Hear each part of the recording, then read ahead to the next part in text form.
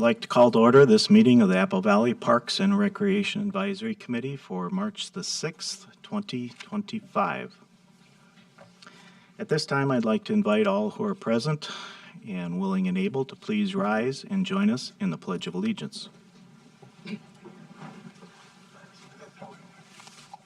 Allegiance to the flag of the United States of America and to the republic for which it stands, one nation, under God, indivisible, with liberty and justice for all.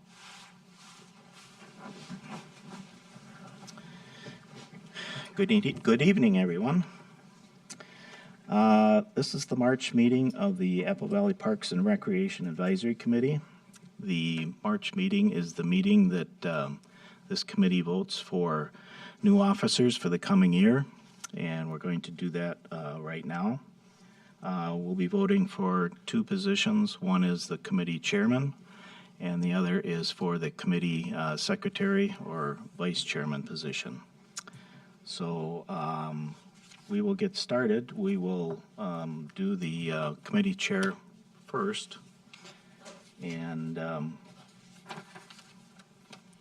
Mr. Chair, members of the committee, so how this will work is you will nominate somebody you think should be the chair, and then, once we've received all our nominations, you will make your selection on the paper right in front of you. You have two sheets in front of you, one for the chairperson, one for the secretary, and then you will make your selection. I'll come up and grab your sheets and announce who has been elected the chair and who has been elected the secretary. So we'll do that process for each of them.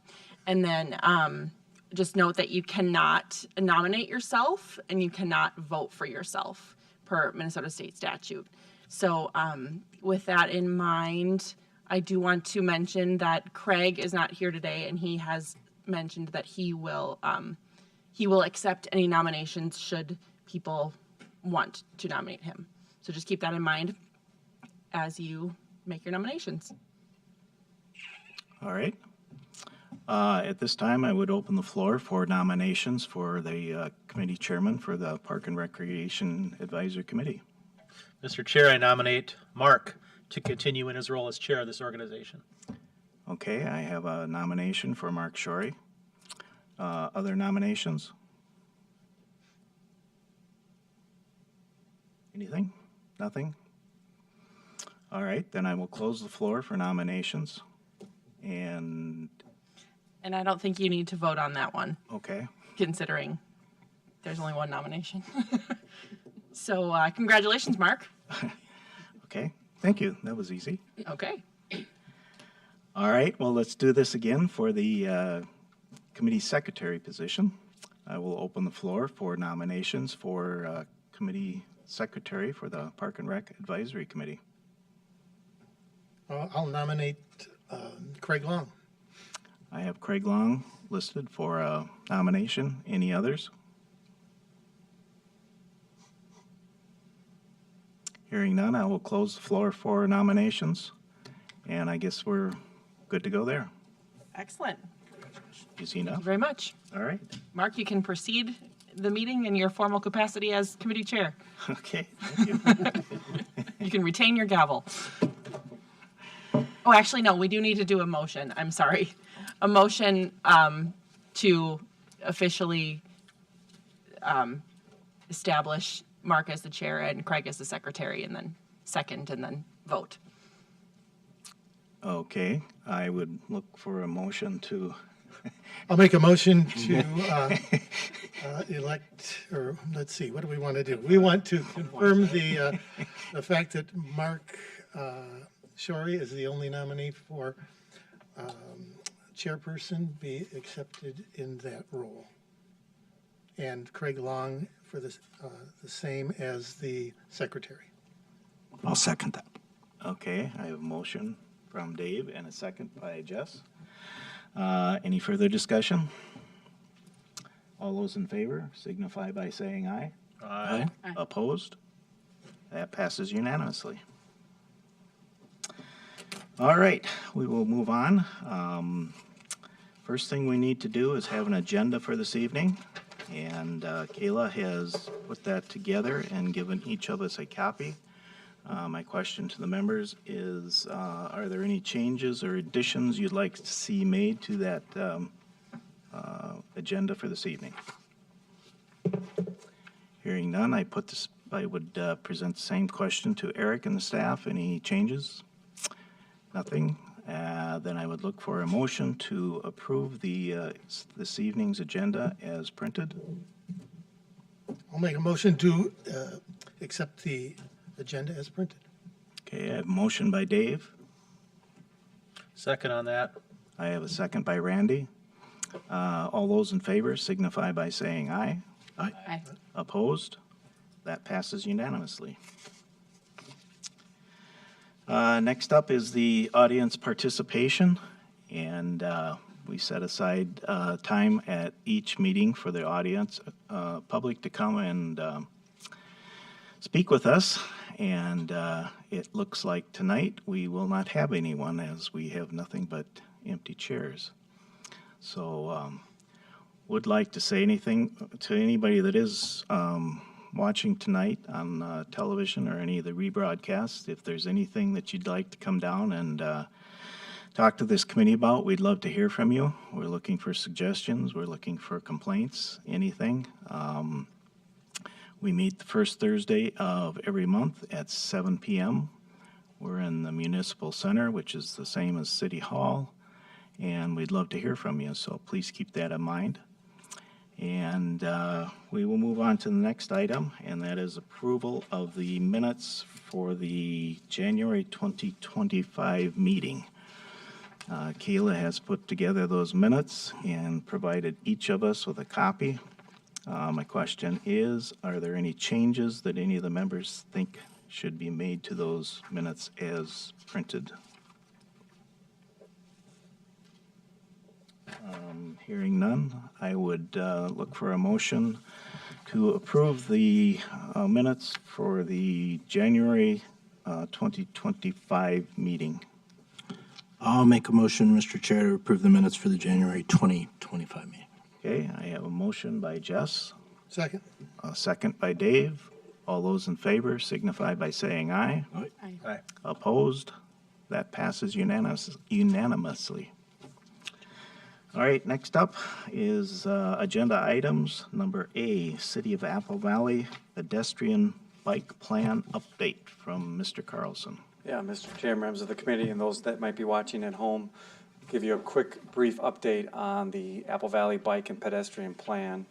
So the first plan was created in 2010, and right now we are working to update the plan. The city received a grant from the statewide health improvement program to help us update this plan, and we are working with HKGI to do that. The grant requires that we finish this work by the end of May, and so staff and our consultant have been working towards that goal.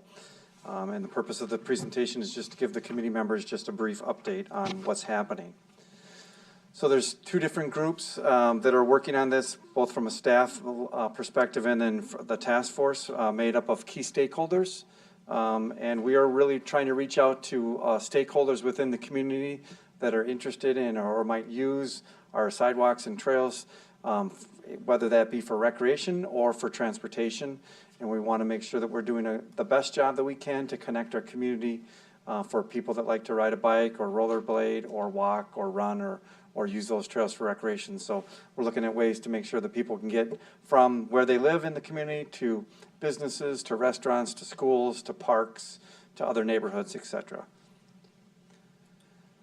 The mission of the plan is the Bike and Ped Plan update will serve as a tool for the City of Apple Valley to continue to enhance mobility, safety, health, and the quality of life for its residents. The plan update will serve as a roadmap towards creating and maintaining a connected and equitable transportation network. And this is just kind of a timeline on where we've been and where we're trying to get to by the end of May with regards to the plan. The next task force meeting is on Monday, March 17th, and there'll be an opportunity for the public to weigh in and to provide feedback at the Home and Garden Show, which is on Saturday, April 12th. right? Saturday, April 12th. There's information on our website for anyone that might want to go to our website and look at that. And there's ways for people to provide feedback on our website if people have comments, hey, they'd like to see a connection here, or they'd like to see a connection there, whatever the case might be. So with that, I can stand and answer any questions that the committee members may have.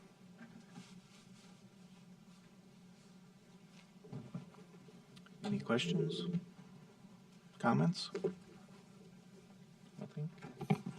And I should point out that Mark serves, represents the Parks Committee on the task force, and Randy represents the community and the biking community on the task force. So we do have a couple of members that are very involved in the process.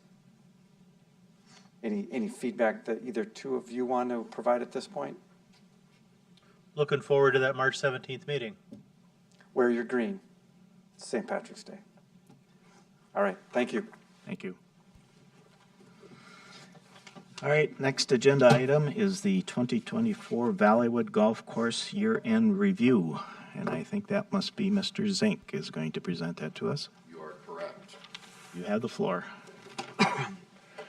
Good evening, Chair, members of the committee. I'm Jim Zink, golf course manager out at Valleywood. I have my very talented clubhouse coordinator here to answer any questions I might not be able to answer. We'll give you a kind of a rundown of how the year went. I know we've got a few new members of the committee in the last few years, but it seems every time I'm up here, all we've talked about the last couple of years is our irrigation project. So, let's see here, okay. So just as we go through the year-over-year numbers, just to refresh everyone, we started our irrigation project 2017 planning. In 2021, we started working with the golf course architect to do some improvements on the course.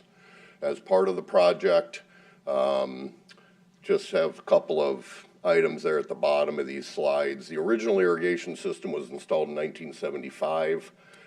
Probably was due for replacement 15 years ago, but we got her done finally.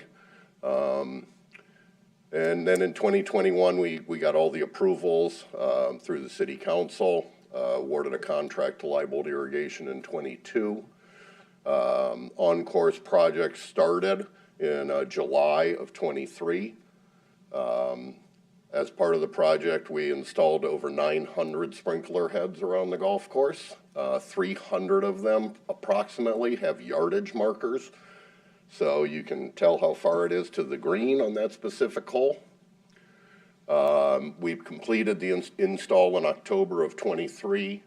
Then last spring, with some of the on-course improvements, we had kind of a grow-in and repair of the turf.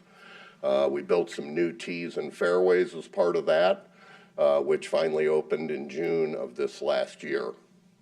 So this is kind of an overhead of the golf course, the things that were on-course improvements that were part of the irrigation project, in addition to all new but pump systems, all new pipes, the 900 plus sprinkler heads. We did some improvements to the third hole down there in the lower left corner. To improve the tees, and with the construction of the senior housing on the corner, try to make that a little more playable. Interestingly enough, one of the most difficult parts of the project, or most complicated, was actually rebuilding of the driving range tee. That seemed to be kind of the most back and forth we had with our contractors and design people. Did some work on the 15th, 17th, and 18th fairways to expand some of the play areas on those holes, and also built a new tee complex on the 15th hole. So those areas, prior to the improvements on the conditioning of the course, we did a lot of tree removal, and a lot of last year was kind of grow in and get those areas all healed up. I can say as our department starts on big projects all throughout the system, I can only hope these projects go as well as ours did. So it really, really went well. So again, we have most numbers from the last couple years. These are rounds of golf by month. We thought we might be open in March of this year. That has suddenly changed in the last 48 hours. But, you can see, obviously, peak season is May, June, July, August.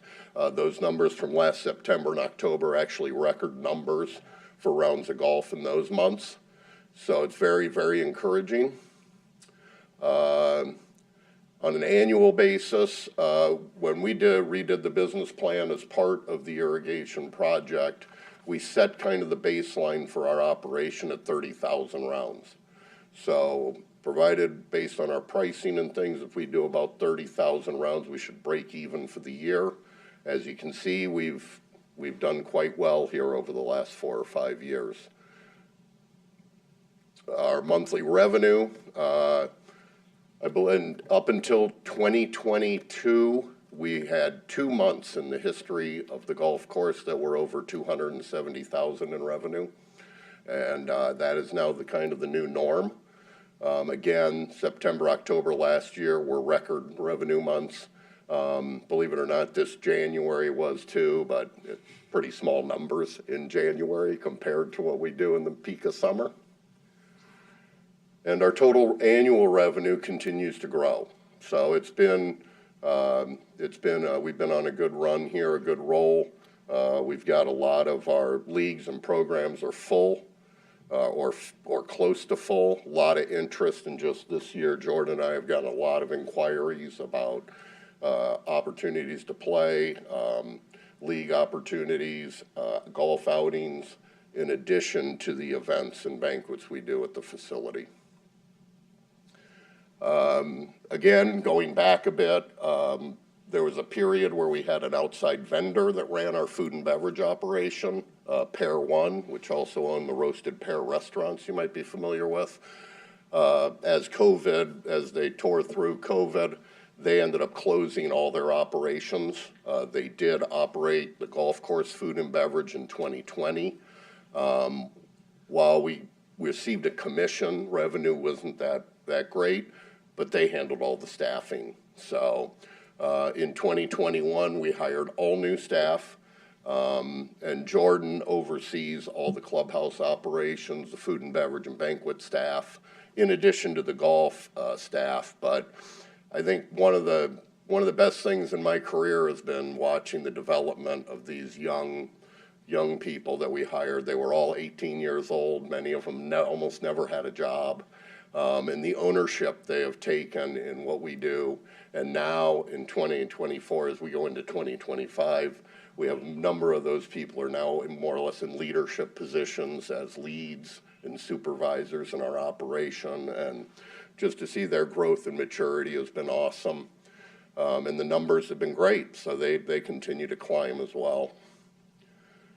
Events overview from last year.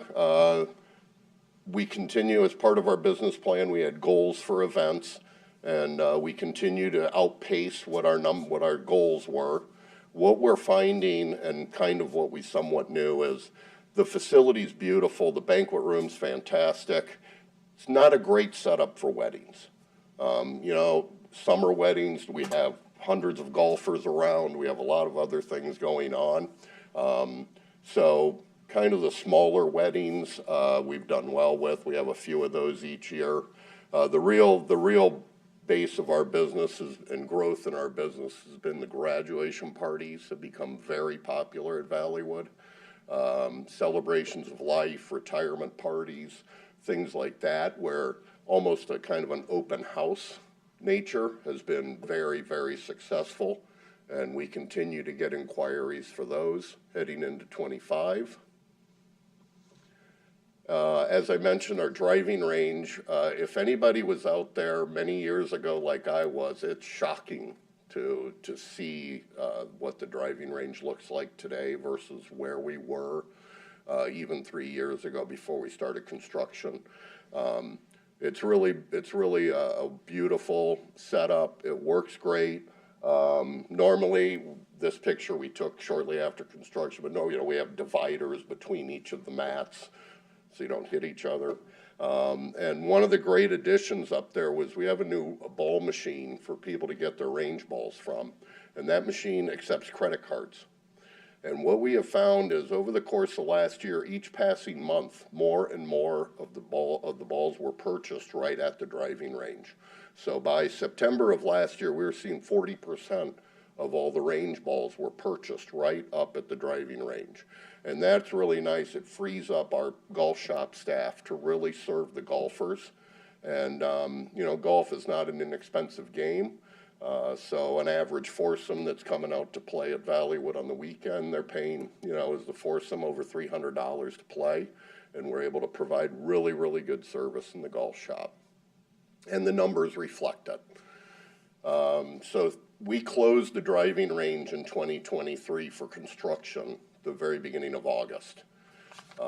Through those same dates in this year, we were up significantly.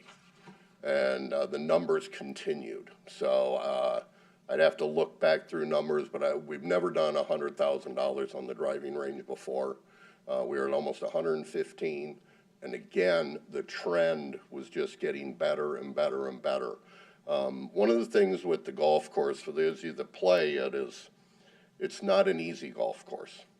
And as a result, and with other short courses that have closed in the area, we see a lot of people that are using our driving range that probably don't play our golf course.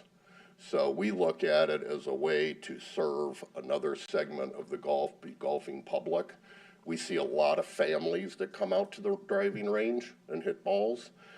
We do have lesson programs and things like that, but it's really, really been a great thing out there.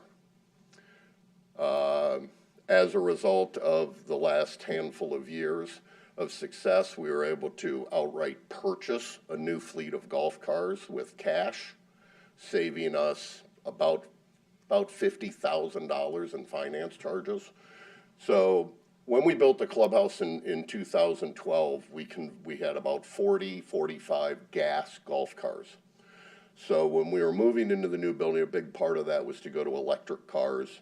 I remember I was part of that planning, and when we were talking about putting room in the basement for 55 golf cars, it seemed crazy to me. That would be more than enough than we would ever need. Well, here we are 12 years later, and we are 55, wasn't quite making it. So we turned in, that lease was up, we turned those in and purchased 60 golf cars. And the new lithium technology in the batteries, the cars are much lighter, the warranties are much better. And the great thing is, depending on how well they're running, in 5 or 6 years, we will own all the equity in those cars. So previous lease, the cars were worth a couple $1,000s each at the end of the lease. So we're hopeful that not only would the purchase of them with cash set us up in the short term, but it also sets us up for future car leases. We just installed a new point of sale. I shouldn't say we. Jordan just installed a new point of sale and went through training with a lot of our staff in the spring. We rolled it out. We had the Apple Valley Fire Banquet was there a few weeks ago, and that was kind of the first real run of the new point of sale system. We got good news this morning from the finance department that all the reporting, everything looks good. So we're very encouraged by that. Our point of sale system is integrated with our T-sheet. So people can go to I actually have a slide here. People can go to our website and then they can book a tee time right on the website. I didn't know this was a video. Learn something new every day. But they can book right through the website in the tee sheet. Then it shows up in our golf shop on the point of sale. We can ring them up right through that, create a customer database so we know when people are playing and whether they're riding. We know who they're playing with, those kinds of things. And Question on that. yes. When somebody makes that, books a tee time, do they have to give up their credit card at that time? No, they probably have to just set up the account. Correct. They do not need to put a credit card down. They do have the option to, but they don't. And even if they do, they never get charged until they show up. But they have the ability to do it so they can just pay with card on file. And some customers you can purchase gift cards, register for lessons, and other things like that through the website. So we were able to import much of the database. We've been all last year kind of informing some of our patrons, letting them know you may have to just set up a new login for this year. But to be honest with you, golfers are kind of used to that. The point of sales in the golf market have rapidly changed in the last 10 years. And I think most golf courses have been through 2 or 3 different point of sale systems. But the great thing with this is it integrates everything. All of our food and beverage runs through it, our tee sheets on it. We can get room information to people that way.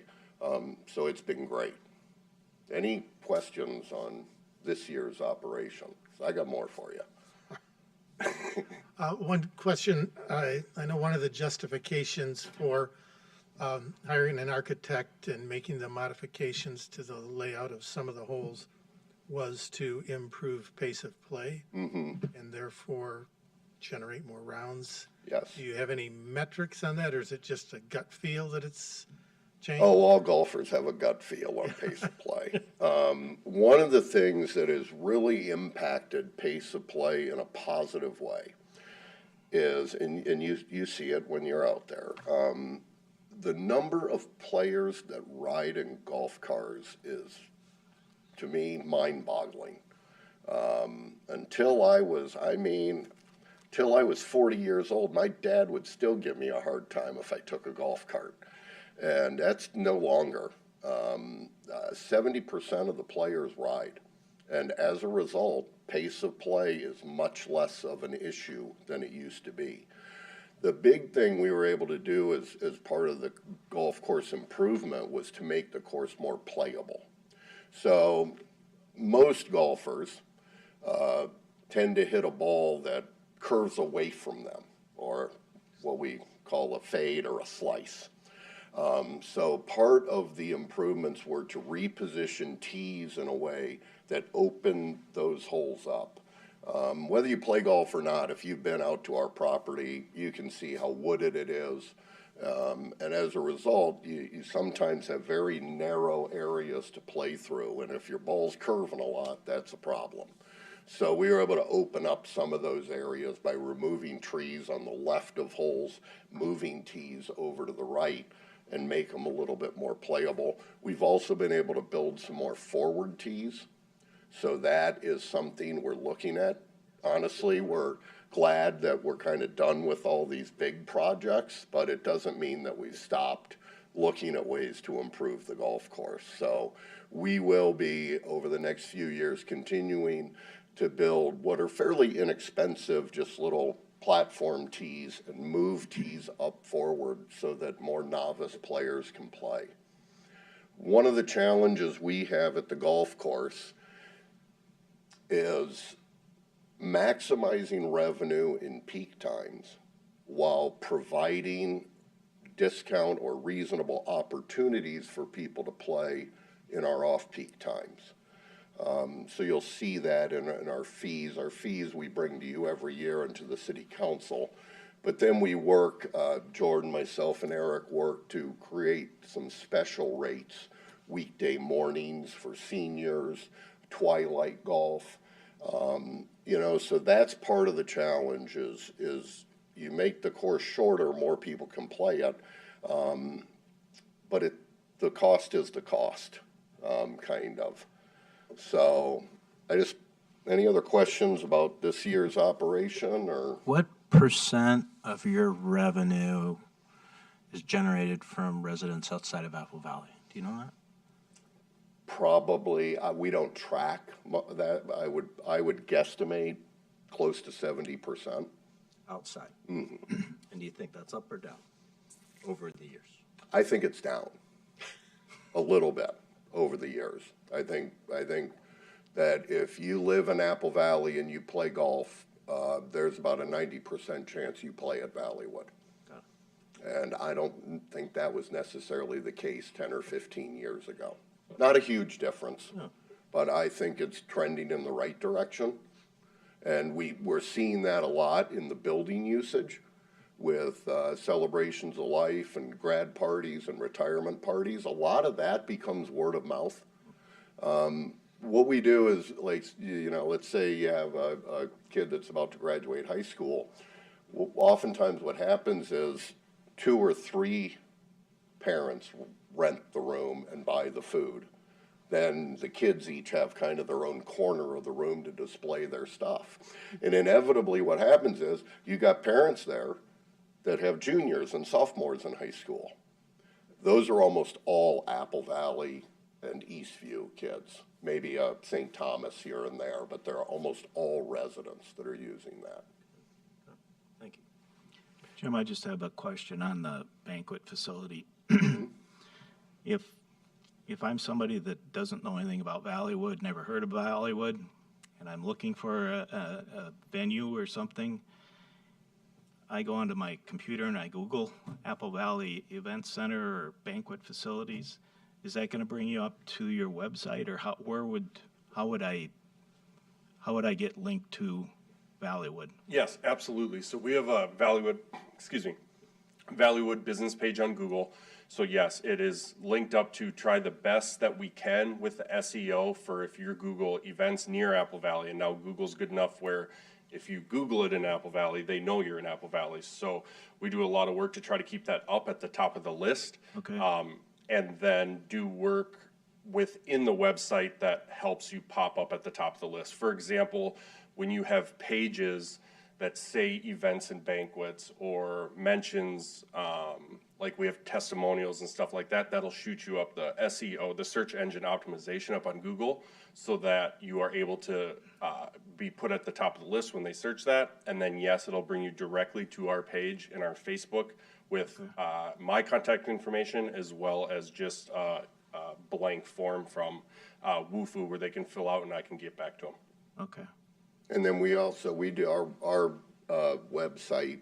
It's embedded within the cities, but if you click on it, it takes you outside of the city's website. We have a company that we work with that does hundreds of websites around the Twin Cities. In fact, Jordan and I were just a couple weeks ago at one of their seminars about these very things. It's interesting how rapidly these things have changed over the last 10 years. Yeah. Because I think that's the key for your real growth, is because the golf is great, but it's so weather dependent. Where if you get a bad spring, you get bad weekends. There isn't much you can do. No, it's a tee time is a commodity. Once it's whatever time it is, once it's 7:55, you can't sell the 7:52 tee time. But the bulk of the revenue is driven by that tee sheet, and that's why our business plan and everything is based on those rounds of golf. So hope that answers your question. It does, and you're doing a great job. So I thought also with a number of new committee members in the last few years, and all we talk about is irrigation and on-course projects, I just want to talk a little bit about what we do as a whole. As I say, we run as a business, but not exactly. So we have a lot of golf opportunities for all different kinds of players, all different kinds of leagues. But we have 4 high school teams that play at our place. And we certainly don't charge them the market rate for all their tee times and their range usage. We have community groups that rent our facility. We work with the State Golf Association they rent our facility for a rules seminar every year. This year we have a qualifier for the state senior amateur. So we work with a lot of different community groups. We have high schools that not only play golf there, but the facility is used all winter by the Nordic ski team. So unfortunately, the last couple of years has not been great for the Nordic ski team. But they come out, they build the trail. Most days they'll have hundreds of kids out there. So all of the schools throughout the school district use the course for their Nordic ski teams. In the golf shop, we try to pride ourselves on providing a little better service than some of the local golf courses with the beautiful facility we have. We think it's important that people get a better experience when they come to our course.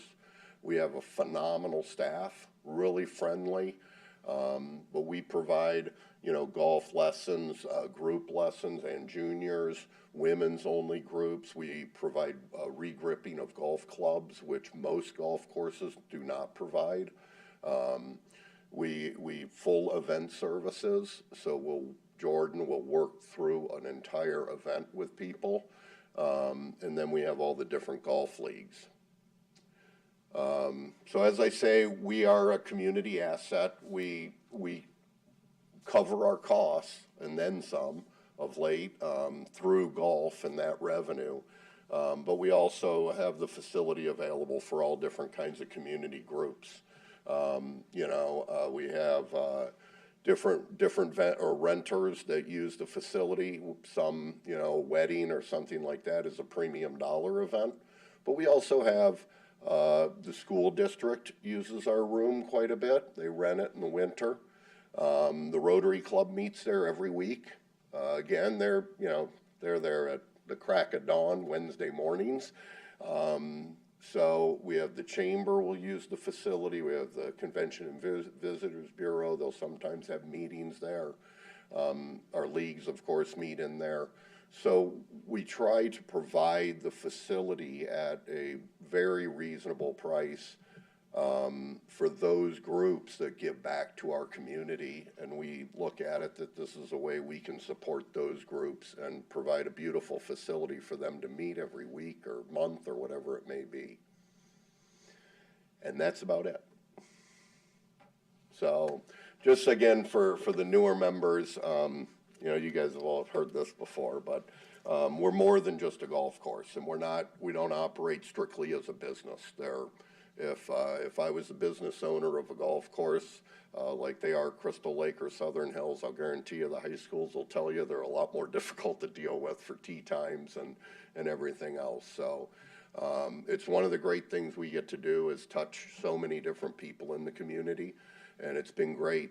Granted, we've been in the facility 12 years now, the clubhouse, but it still feels new to me.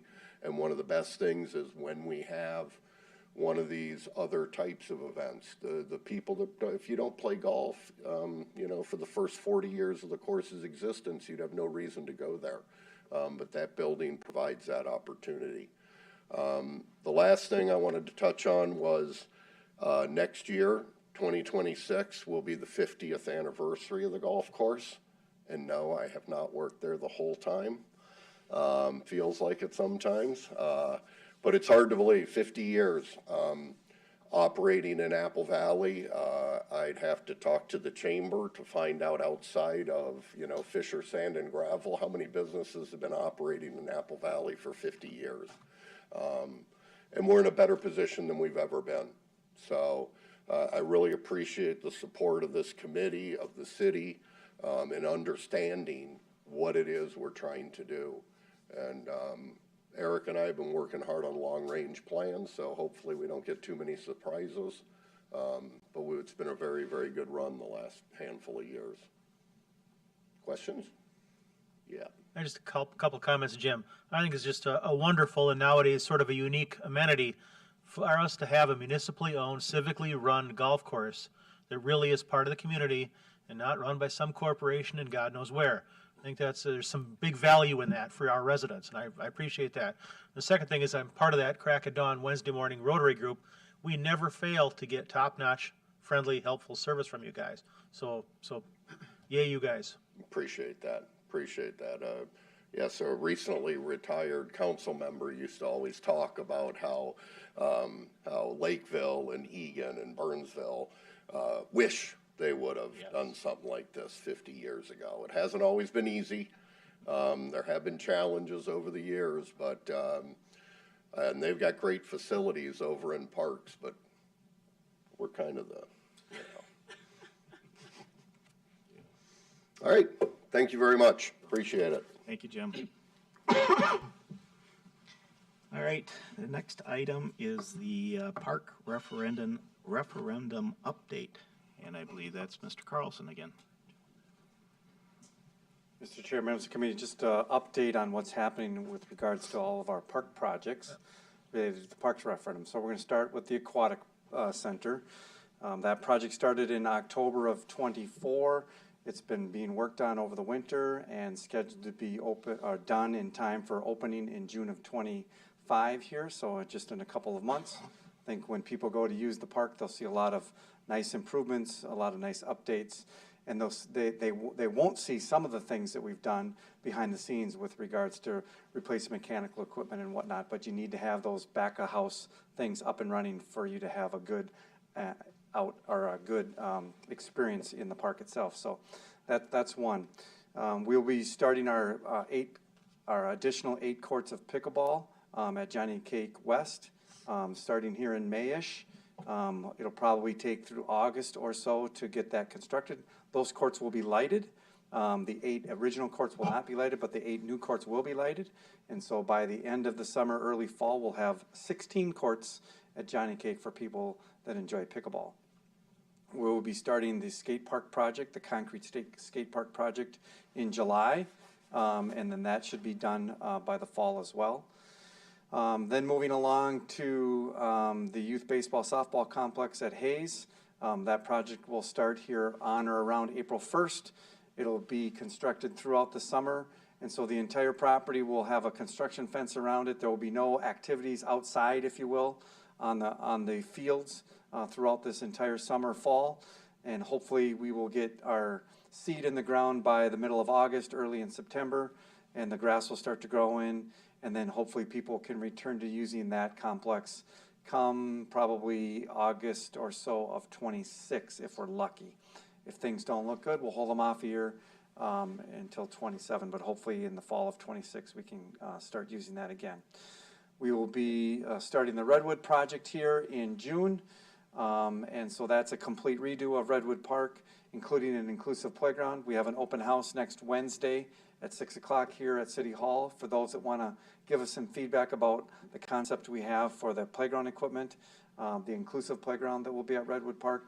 We're getting a new building, a new pool, new courts, new parking lot, new lighting, solar on the roof of the building at Redwood. So we're very excited about that project. Then we've got Kelly Park. That project will start in July or August of this year.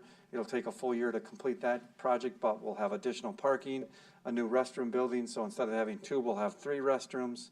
We're going to have a brand new splash pad that I think people are really going to be excited about, and we'll have a new stage for people to come to events at, whether that be the Friday night Music in Kelly Park concert series that the Apple Valley Arts Foundation does, or we hope to start, as a part of the stage, we hope to have about a 25 by 15 foot outdoor video screen, a video board, and we hope to do music in the park type events and other types of events where you can just come to the park and maybe we'll have something on the screen that will be of interest and be publicly appropriate to have up on the screen. And so you can have a picnic and maybe there'll be food trucks involved from time to time, who knows, but that's a project that's coming up. We're going to be resurfacing about 2.3 miles worth of trails at Cobblestone. So everything that didn't get done as part of the North Creek Regional Greenway last year by Dakota County will be done this year by us, the city. So that's a big project that'll be taking place this year. And then we've got, because we don't have anything else going on, we've got about 9 parks within the park system that we're doing this summer as well. And I can't name them all off, but I'll name Apple Valley East, Apple Valley Ponds, Belmont, Chaparral, Delaney. I'm missing a few, but generally speaking, those are the parks that will receive either new playground equipment or updated basketball courts, tennis courts, trails, things like that. So there's a lot of positive things going on in the park system this summer. Ask for the public's cooperation with all of that work. So some of those parks will obviously be under construction. There'll be a little bit of a mess, if you will, because of construction. But in the long run, we're just trying to improve the parks to make them more accessible and to respond to what residents voted for in the '23 Parks Referendum. So I think that's the highlights. Happy to answer any questions you may have. Is there any fresh news on the Redwood 42 tunnel? The fresh news that I know of is that the county and the city are still working on that project and those plans. But there's no construction update. I don't have a new date that I can give you. I do know that the tunnel's not a part of the Redwood project, and it will not be worked on in '25 along with the park project. So the park project will happen, it'll be completed, and then at some point thereafter, the county will work on County Road 42 and the tunnel. Any other questions? All right, thank you. Thank you. All right, that brings us to division updates. Who's going first?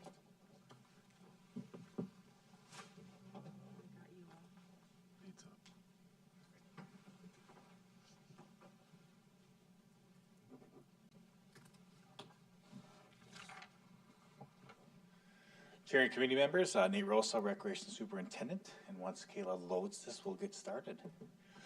Another update too with Hayes Complex being redone. You know, that is displacing a lot of our associations that do use that facility, so we will be putting more of their practices and games in some of our community parks around town. So you will, residents will see some influx on some fields that may not have been used the last couple of years, just because we have to do that during these growing pains of all this, so.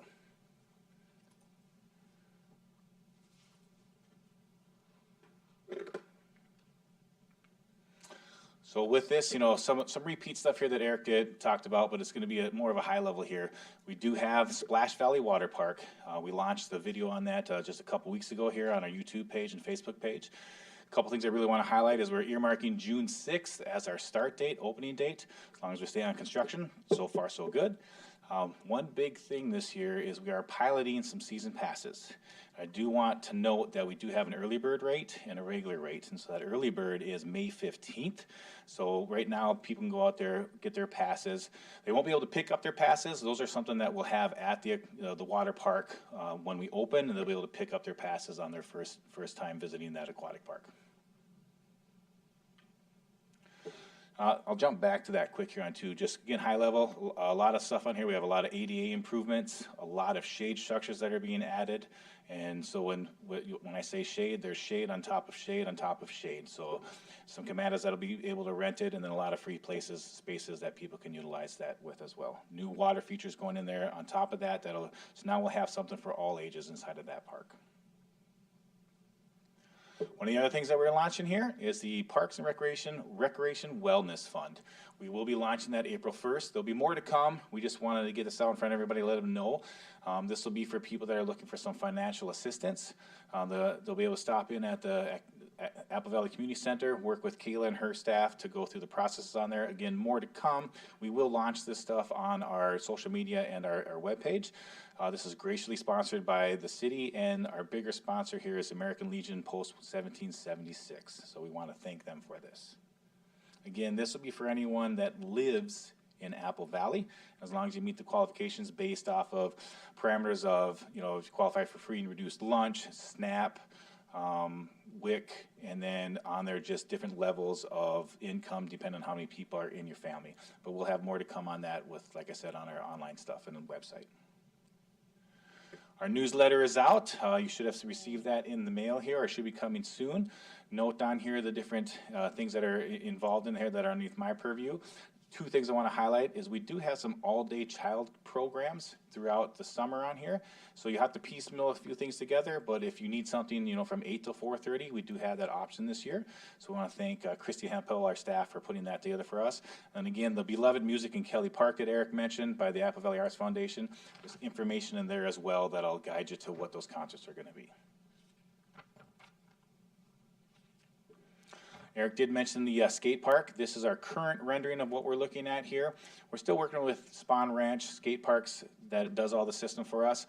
They're figuring out some of the final ins and outs. Once that is done, what we will do is we'll have another open house that we'll report to the public. And again, we are shooting for that for a July 7th breaking ground date. And then again, done by before the snow flies here.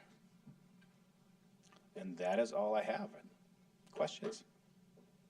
So did that wellness fund, is that Did the city council approve that? Is that, so it's full speed ahead now? Full speed ahead. City Council did approve of that at the last meeting. Thank you. All right, thank you. Thank you.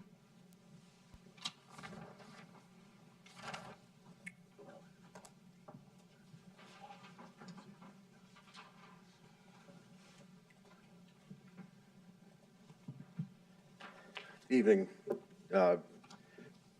Mr. Chairman and members of the committee. I'm Steve Rother, Park Superintendent. I'll give you a brief update on what we've been doing in park maintenance. Sorry I didn't put a PowerPoint together for tonight. Start off with our ice rink season. Last year we were open for a total of 7 days in our warming houses because of the winter. This week we're open for 6 weeks, very well received. Had a lot of people out using them and enjoying it. We've also been working on prepping for a lot of the upcoming projects we have. Removing the block planters from around all of our sign planters, so we're ready for the new signage when that comes in. And that should all be done by July sometime, it sounds like. We've been opening up and widening our trails to create better access for the work that'll be coming into the parks as well as to the trails. We've also reached our goal of removing over 500 ash trees within the maintained areas of the parks. We've still got about 100 ash trees that are being treated through our Natural Resources Department. They get treated every other year to prevent emerald ash borer from getting in them and infecting them. And then with another fairly snow-free winter, we have been able to get out and grind the majority of those stumps in-house with our staff. So that saved quite a bit of money rather than having to use contractors to come in and do that. We're also planning on replacing and starting to replace all these trees. We're currently constructing a gravel bed tree nursery at Central Maintenance. Plan is this year is to plant 50 Barrett trees in there. We're working with Natural Resources for the selection, and it'll likely be a combination of elm, coffee trees, lindens, London plane trees, some red buds. Some trees work better in gravel bed nurseries, others don't. So we're kind of picking trees that we know will succeed. They'll be similar to the trees that are available through the city tree sale too. If you've ever bought the Barrett trees through the tree sale, they're going to be very similar. We'll water them throughout the summer in the gravel bed, and then plant them out in the parks in October. We've been utilizing a lot of volunteer help throughout the park system too. The Adopt a Park program, which Mark, you're part of, thank you. We're happy to say 2024, we believe, is the first year that all of our parks were adopted at the same time. So very, very helpful. They come in, pick up trash, sticks, weed flower beds, whatever needs to be done within the parks that they can handle. We supported an Eagle Scout project at Cobblestone Lake this summer. A young man constructed and installed 2 bat houses on the shoreline. Eco Advocates are another group that helps us out quite extensively. They helped with some buckthorn removal at Al Magnet this fall. Rain garden maintenance, they help with that. And they planted about 600 wildflower and grass plugs at Wildwood Park after we removed some buckthorn, or after we removed a lot of buckthorn there. Wings Financial is another group that we have come in once a year or 1 day a year for probably the last 5 or 6 years now. They send between 100 and 120 volunteers. Last year, in addition to 2 previous years, I believe, they've been cutting down volunteer willow whips along the shoreline of Cobblestone, which is tremendous help because we just don't have time to do it in-house with our staff. They knock out a huge chunk of ground in 4 or 5 hours. That's also the group we're planning on having plant those trees with us in October. So we'll be able to put 50 trees in the ground in one day. Other than that, we're fighting the snow that we got a couple of days ago. It's a terrible snow to try to move right now. We're still struggling on sidewalks and trails, but we'll have it all opened up by the end of the day tomorrow. Before the snow fell, we were actually thinking it was going to be an early spring, so we started putting up tennis and pickleball nets, started on spring playground inspections. Snow should go quick. We'll start on park cleanup, getting ball fields prepped, and 5-6 weeks we'll probably be cutting grass already. So spring's coming real quick. That's all I have. Any questions? Just had a quick question on the tree replacement. Yeah. These trees died and we took them down. Yep. Are we replacing in that exact kind of same area, the trees, or are we just? Probably within the general area. I mean, because there's obviously not a ball field there or anything, so. Okay. A lot of them will be in the general area. We won't be able to plant directly on top because yeah, of the right. stumps, but if there's a tree here, we might go 15 feet there. Okay. Just try to avoid the stumps and everything, but we kind of know the areas that we removed them all in, and we'll kind of be essentially putting them back in the same Are spot. resource people kind of involved in that, or just? Yeah, they're helping us pick the tree species for the Right. bare root stuff. Okay. For sure. They're very excited about it. This is the first one we've had in the city, so they're excited to help out. And if we can make the first 50 go really well and it's successful, we'd be able to probably double that in the years to come. And I mean, you can't replace 500 mature trees overnight, but we'll get a bunch in the ground and start filling them in. Well, I'd just like to say you guys do a hell of a job out there with the parks and just getting the grass mowed. Thank you. When especially if you get a lot of rain. Yeah, I don't know how you keep up with it. But there's years it and is- definitely weeks that are challenging, but I've got a great crew that works with me. And Yeah, and it really looks nice. yeah, very dedicated group. Yeah. So thank you. All right, any other questions? All right, thank you. Thanks.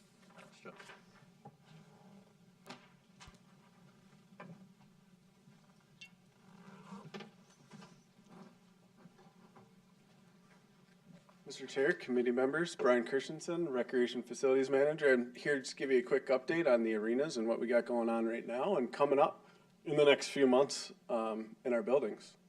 Right now going on, as you know, because Craig's not here because his daughter's participating in it, but it's the ISETS Ice Show going on at the sports arena. It's put on by the District 196 ISETS Figure Skating Club.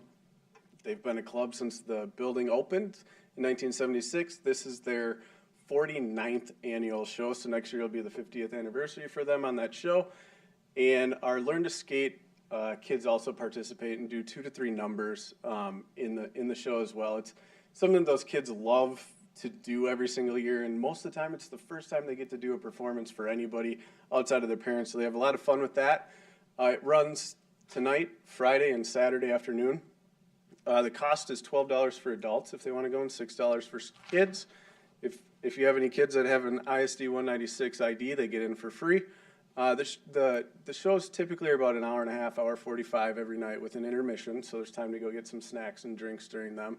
But it is the last thing we host on the ice every year at the sports arena.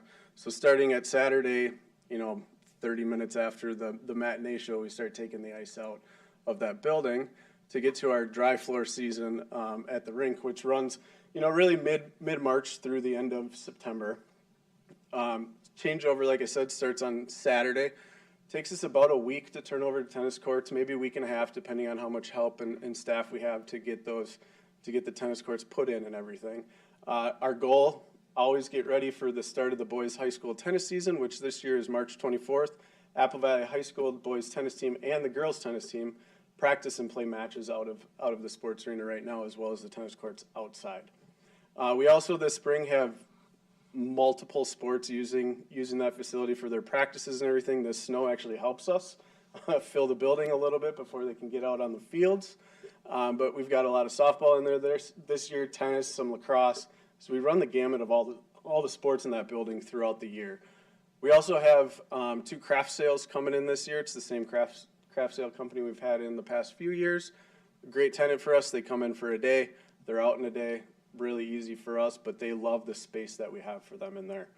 On top of that, we have the Just Between Friends consignment sale coming up the first week in August again this year.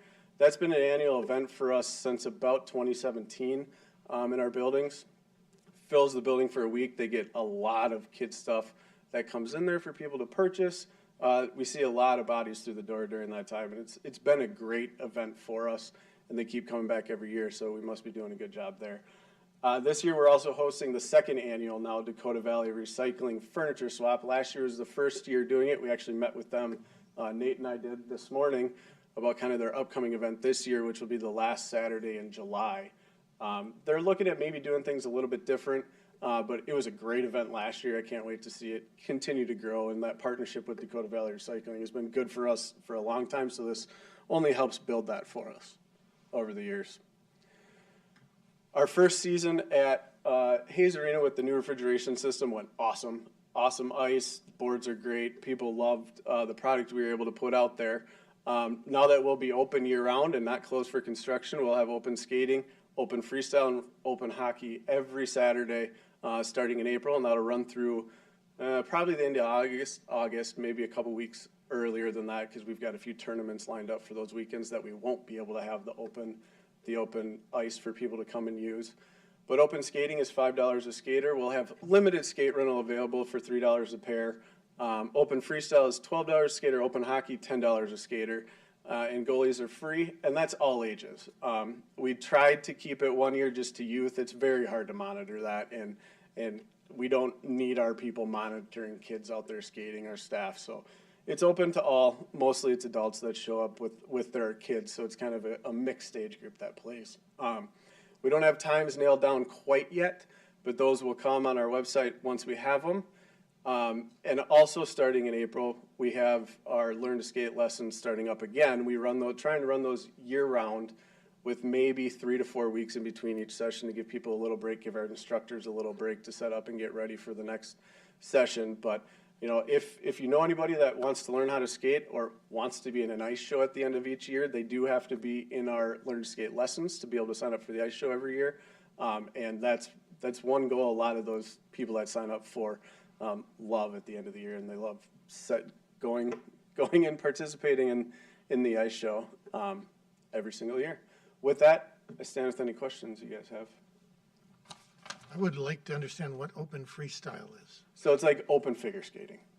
Okay. And we do allow them, coaches, to come and help out if there aren't too many other open freestyle skaters there. A lot of times what happens is instead of a figure skater renting an entire sheet of ice just for themselves and lessons, they'll come to an open freestyle session like that with their coach because it's a little bit more affordable for them to do it that way. Thank you. Brian, is there any update on the naming rights of the facilities or anything? Not yet. They're going out within the next couple weeks to start selling it to any potential partners. Okay. They're working through that process right now and getting that all set up, the story set up and everything to get to us for approval. And then they'll go out and start meeting with those partners, and that'll really kick off the process. Then they're thinking in about a week and a half or 2 weeks they'll be doing that. All right, great. Thank you. All right, thanks, Brian. All right, that brings us to item number 8, which is input from committee members on the next agenda. Do any of the committee members have any items that they'd like to have put on the future agendas? Nothing from me, Mr. Chair. Keep it in mind, I think it would be great, we've got a great committee, and I'm sure we've got great minds, and I think it would be great if, there's something that we want to discuss, let's put it on an agenda and, take a look at it, so. Mr. Chairman, I'm always interested in hearing about how the relations are going between the city and the parks and our athletic associations. And so I don't know, I'm assuring it's a strong year, but I'm just always interested in those updates and how those organizations are working with the city and the group. So that's always a great update. So take that anytime. All right. All right, anything else? That brings us to adjournment. I'll make a motion, we adjourn. I have a motion by Dave, I'll second it. second by Jess. All those in favor signify by saying aye. Aye. Opposed? We are adjourned.